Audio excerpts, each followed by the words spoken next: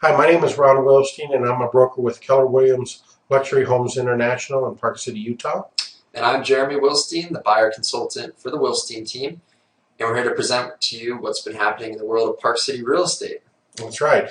We used the Sochi background because the Winter Olympic Games just ended, and it was excellent. We had a lot of athletes from Park City area that we're going to share a little bit about their victories here during our presentation, but great games there. So welcome to our March 2014 Park City Market Talk webinar. So just starting with our topics, we're going to share a little bit of the results from the Winter Olympic Games. Then we're going to talk about the Paralympic Games, which have started. And then we will cover a market update where we'll look at the number of sales as well as the prices of this past year versus the year before. And then finally take a look at the impact of Park City's limited real estate inventory and what it's doing to the market. All right. So let's start with the market update. Over the past 12 months, there have been 1,397 sales that consist of homes, condominiums, and vacant land combined, and this is all real estate brokerages combined, and that's up 12% or 155 sales. And then if we take a closer look at what has sold, homes, there has been 578 sales in the past 12 months, so that's March 2013 through February of 2014, and then the blue line is the previous 12 months before that. So homes are up 10%, condominiums are up 11% with 609 sales compared to 550, and lots are up a whopping 25%, up from 168 sales to 210 sales in the last 12 months. When we break this down by homes, we'll look at Park City and then the Snyderville Basin, which is the county area of Park City. Number of sales is up 7% from 176 to 189 this past year within the city limits. In the county, the sales have gone up even greater number from 348 sales to 389, so that's up 12% in the Snyderville Basin. And then with condo sales inside the city limits, we're up 5% from 337 sales to 354. And in the Snyderville Basin, we're up 20%, up from 213 sales to 255 sales. In vacant land, we see the greatest changes now. Within the city limits, it actually dropped down, but do keep in mind that there's limited vacant land within the city. But the number of transactions dropped from 51 to 40 this past 12-month period, so down 22%. But more representative of the marketplace in the Snyderville Basin, it jumped up 45% from 117 sales to 170. So we're seeing as prices go up overall in the marketplace, people are looking at land, they're buying it to build their own custom homes because they can do so sometimes less money than an existing property. The average time on market for closed sales has dropped by almost a month, 25 days. We went from 153 days average days on market to 114 days in the previous 12 months. And that's just a testimony that as sellers have really pinpointed the correct price for their property, buyers are coming in and they're buying them much faster than in the past. So what's happening with property prices, Jeremy? So if we take a look at the year-to-year comparison of home median sold prices, and again the red takes into account March 2013 through February 2014, and the blue takes into account the previous 12 months before that. Inside the Park City limits, we're up 12% to 1,223,750, up from 1,090,000. And in the Snyderville Basin, we're up 11% from 640,000 up to 710,000. So really nice double-digit increases year over year. Excellent there. Now, when we look at condominiums have creeped up within the city limits by about 1% in terms of value, from $487,305 to $490,000. In the Snyderville Basin, we see a much more significant increase, up 25%, from the median price of $268,000 up to $335,950. And then taking a look at what lot prices have done, they've jumped up. They've jumped up 25% inside the city limits. So even though the number of sales are down, inside the city limits for land, the price is up significantly. So it's just a testimony that there's not very much land available in town, so people are willing to pay a little bit more for it. And then in the Snyderville Basin, we're up 33% from 225,000 up to nearly 300,000 in the year. So land has really increased in value. I think people are realizing the inventory is so low on homes that they can pick up a piece of land and build a home because they might not be finding exactly what they want. Yep. So the market is healthy. It continues to be that way.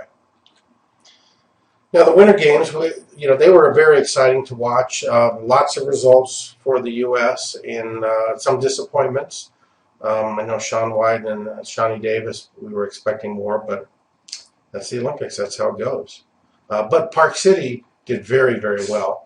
And on our display here, these are medalists who live and train here in Park City. And eight medalists from Park City, including 3 gold medalists, 2 silvers, and a few bronze medalists. So it's great to see a lot of young guys and coming out and putting Park City. It's already on the map, but really bringing gold home. Yeah, it was really terrific and very exciting for the town overall. And these are the guys and gals who came away with the awards, but we don't want to leave out those who were the athletes who were terrific. And these are all folks who live and train in Park City. Lots of different sporting events and categories. Just did a terrific job. Made the town very very proud. And I think Park City is clearly the city with the greatest amount of Winter Olympians. I think possibly ever. Yeah, and if you're in town, I believe it's April 5th, down Main Street. You can send us a note for more information.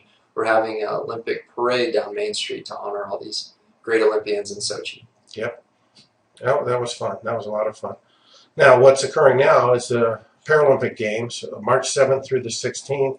And these are terrific athletes who come from all around the world, and they have some disability, but they are fighters and athletes, and they're just impressive. Yeah. They're really, really, really good. I believe NBC is still broadcasting it, so do check it out. It's just amazing what they do.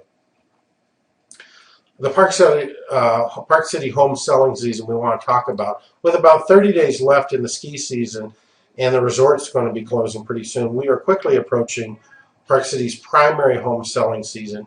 We sell homes year-round, but when the snow starts melting and it's in between the school year, we tend to see more activity, more homes come on the market, but there's definitely more buyers who are in town looking to purchase a property.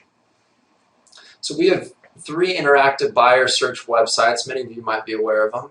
We've got BuyParkCityNow.com, ViewParkCityRealEstate.com, and ViewParkCityHomes.com. Each, you can search for real estate in a little different manner, but we wanted the flexibility for everybody. So you can set up your own custom searches on there and search away, because when properties come on, the price right, they're selling really fast, so you got to be on top of things, and we can obviously keep a lookout. Just let us know your search criteria.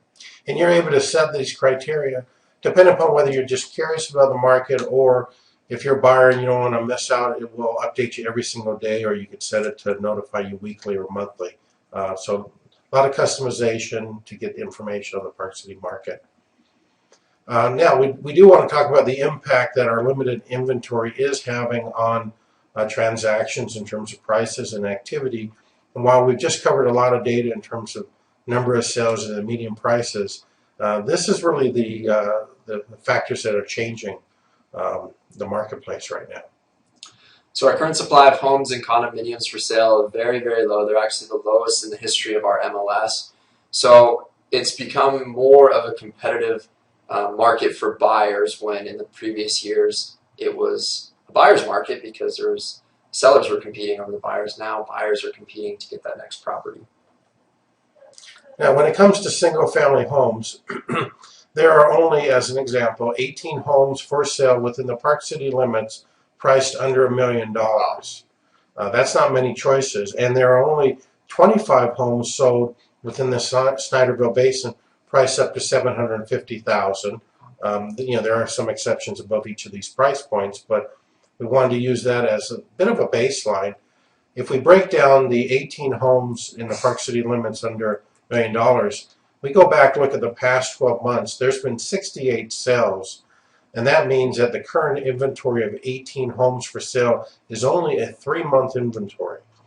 Now, the National Association of Realtors says that a balanced market is typically about a 6-month inventory, where there's an equal number of buyers and sellers, and typically in resort markets like Park City, it's a little closer to 9 months. So when we see 3 months, that's a limited inventory, at least in this price range, and that's changing things. And then if we take a look at the Snyderville Basin and those 25 homes for sale under $750,000, this is even more staggering. There was 214 homes sold during the past 12 months. So with 25 homes on the market, we only have 45 days, a month and a half of inventory, which is extremely low. So if another home doesn't come on the market in 45 days, everything will be sold out. Wow. That's powerful. So that's where our market is going. Now let's shift to condominiums. There were only 113 condos for sale within the Park City limits. That's currently under the $750,000 price point. And in the Snyderville Basin, there's 98 condos for sale priced under $500,000 price point. Again, we'll do the similar parallels like we did with homes. With 113 condos for sale currently under $750,000, over the past 12 months, there were 238 sales within that price point, which means that the existing inventory of 113 condos is about a 5.5-month supply. So larger than what we saw with the home market, but still a little bit lower than what we'd expect for a, quote, balanced market. And in the Snyderville Basin, of those 98 condos for sale priced under $500,000, there was 220 condos sold during the past 12 months. So with 98 condos, exactly the same as in town, there's a 5.5-month supply. So as we mentioned before, the National Association of Realtors of Balanced Markets, 6 months, but in resort towns, usually we're at 9, maybe 10 months. So even though we're just slightly below national average, that's significantly lower than where we usually are. Now this is another chart that we wanted to show you where we are simply looking either in the Park City or the Snyderville Basin at different price points in 100,000 increments. You want to buy a house in either of those areas between 300,000 to 400,000, you got 1 to choose from. 400 to 500, you got 7, only 2 within the city limits, 5 in the Snyderville Basin. And then between $500,000 and 600,000, 11, 6 to 7, 9 with only 2 inside the city limits.